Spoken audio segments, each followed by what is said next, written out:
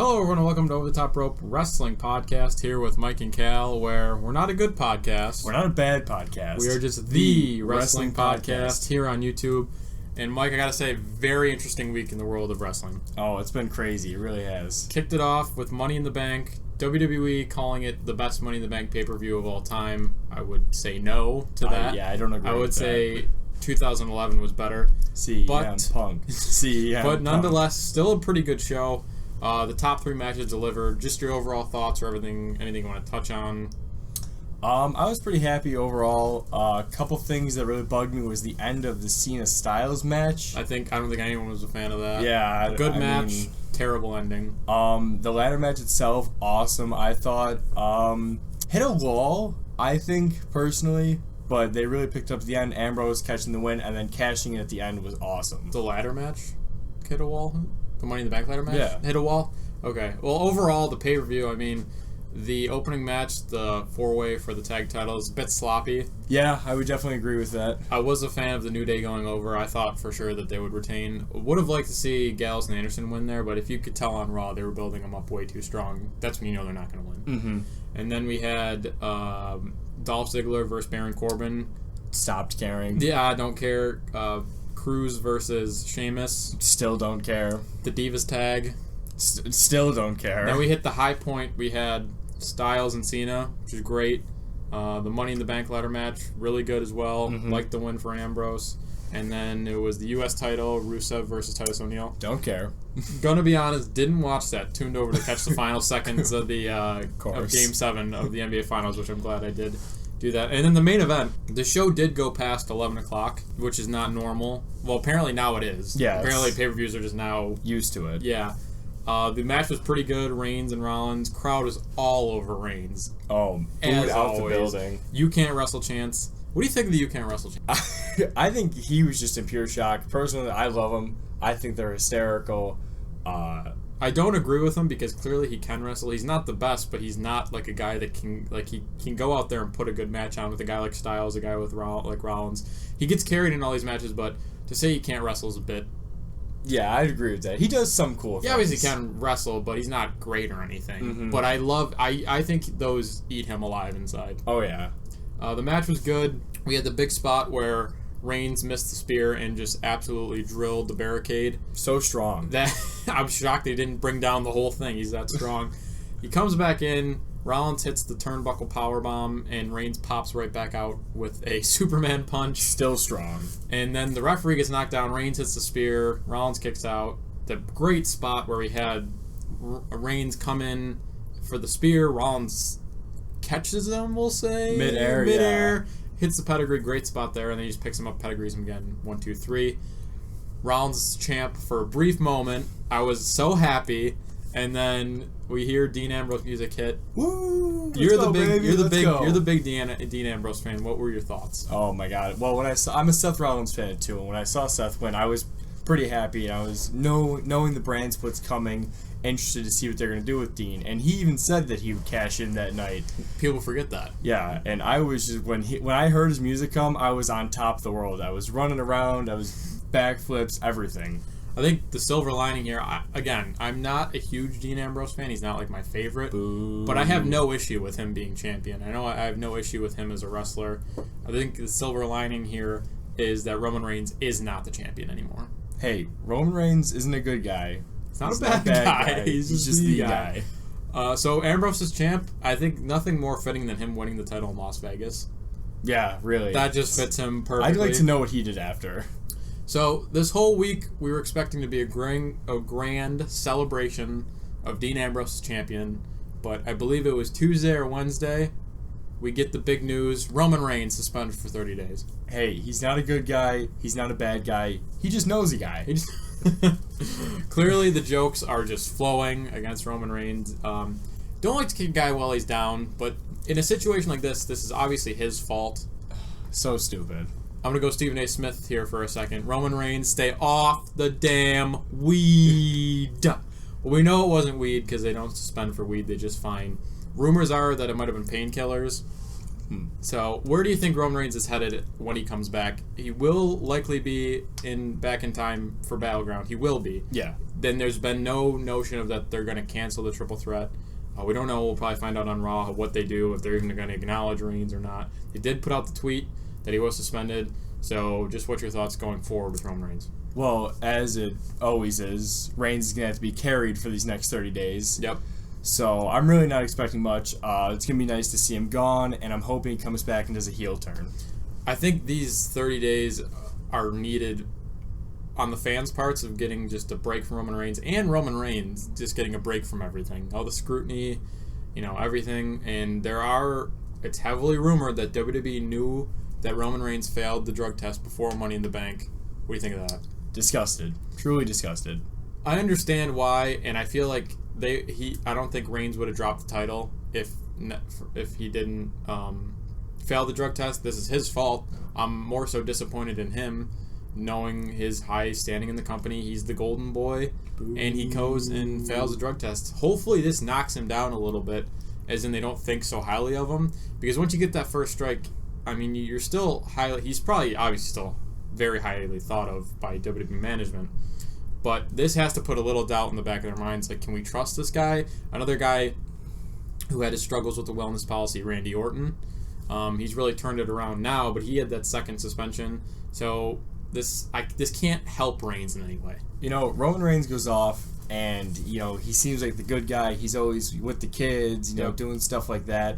And then he goes and does something like this. What type of role model is he really? Yeah. He deserves the booze now. I don't like to question a man's integrity, but when you do something like this and this high magnitude in the WWE, there's a lot of questions going on now.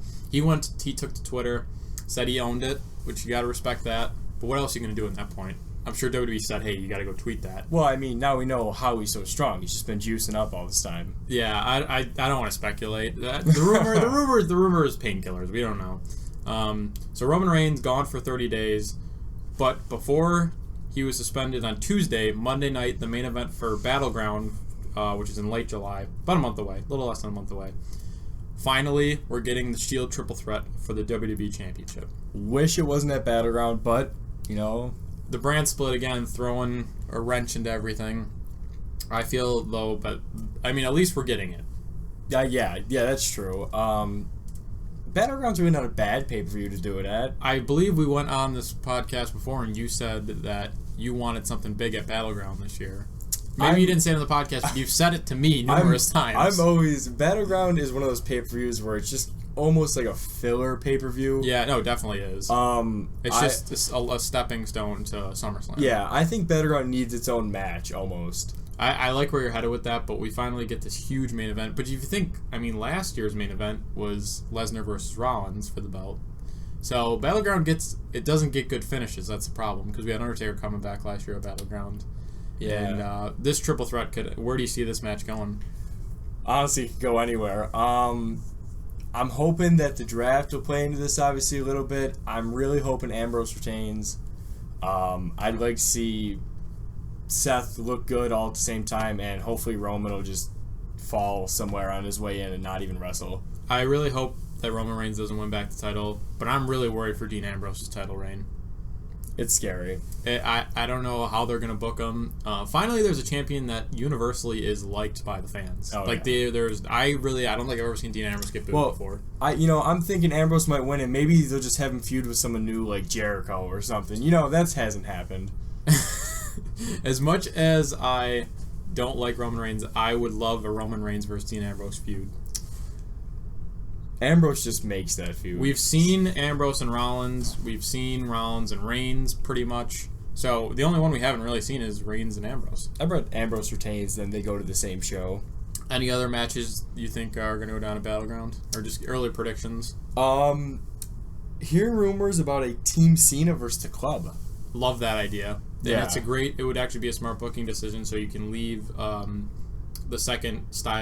rematch Styles versus Cena for SummerSlam, which is definitely a SummerSlam caliber match. Who do you think would be joining John Cena? Because I had the idea, and I'm sure I'm not alone here, American Alpha coming up with Cena to face the Club. I actually had no ideas personally, but that's easily one of the best that I've heard so far.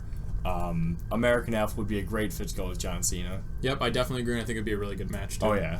U.S. title looking like we're gonna get Titus O'Neil versus Rusev again. Ooh. Who really cares? Rusev deserves better. Machka. What do you think tag titles? Are they gonna do Wyatt's versus New Day? What's going on there? I've been saying this since Raw. Weirdly enough, I'm hoping that like Bray Wyatt puts some curse on the New Day, where they end up losing the titles, because then it's like the Wyatts I kind of like don't really care about, and then you can have someone like the Club or Enzo and Cass go in and take it from them. Yeah, where do you think Enzo and Cass go from here? Honestly, I don't know. They feuded with the Dudleys. Yeah. I think the tag team division is just so strong right now. They could go anywhere with anybody, and Enzo is such a good talker. It's just they'll be fine. I just interested to see where they go from here. Shane's a big fan of them, so Intercontinental title. Will The Miz finally grace us with his presence? He's Battleground. He's busy with a movie. All right, leave him alone. I'm trying to think of who we would face, but I feel like we're gonna get. If not, they might extend the Owens-Sami Zayn feud to SummerSlam, where they have the huge blow-off, like finally it's over match, or they're going to do it here at Battleground. Yeah, that's another thing the brand split's definitely going to bring. It's tough because with Battleground, right there, I would definitely prefer to see all these matches at SummerSlam, but you can't go into a brand split and then have all these big matches randomly. Exactly. I'd love to see maybe an I Quit or a Last Man Standing match to just kind of end the feud and maybe split them up come the draft. I think that'd be better if they just parted ways. To get the big match out of the way. Fans of both of them. They could meet again one day. Yeah, but I think just for now they need to go separate ways. Kevin Owens is awesome. Sami Zayn's awesome. So give us one more great match and then go on your separate ways. Oh, man.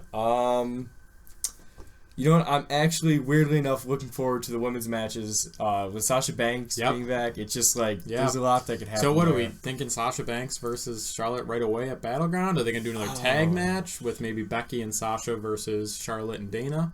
Well, now Natty turned on Natty Becky. turned heel. Who cares? That could mean something. No, I think Natty's on Look way at the out pants. of anything. Look at the pants. In case any of you are wondering what that means, I have a theory that AJ Styles' colors on his pants mean he's going to be heel or face that day. Yeah, well, we'll see. Give us a little more research on that next time. Maybe Cesaro challenges Miz for the Intercontinental title? That actually happened on SmackDown once. Yep. I don't watch SmackDown. Yeah, I rarely. I tune in every once in a while. I don't know. It could be a cool feud. I wouldn't mind to see that. I think Cesaro would be a great Intercontinental champion because we know he's never going to be a world champion. Let's see the big match happen at Battleground between Zayn and KO, and let's see Zayn try to take it from him. I would like Zayn, but I mean, are they going to bring Miz back? Are they going to hold him off? Right when the Intercontinental title is coming to relevancy again, Miz is gone for maybe 2 months. Maybe R-Truth will take it. Oh, we can only hope not. Rise of the Golden Truth. All right, we're winding down here as my producer whispers in my ear. Anything else you wanna jump in here real quick? I really can't think of anything. We touched on pretty much everything. All right. Well, Roman Reigns suspended. Money in the Bank was good. Looking forward to Battleground. Headed into SummerSlam. Very excited about that. So next time we will be back. We'll be about a week or so, and we got a great podcast lined up. We are going to do our own WWE mock draft. Very excited. We haven't decided about who's going to be Raw, who's going to be SmackDown, and then we'll do all the draft picks and everything. Right now, we're going to draft about 14 singles competitors, as in male variety, 6 women, and then 6 stables or tag teams, right? Yes. So that should be pretty fun. Check out for that. Follow us on Twitter. Please. OTTR Podcast. I'll leave the link in the description box for that. And this is Cal. Mike. Signing off for Over the Top Rope Wrestling Podcast. Thank you, and have a great day.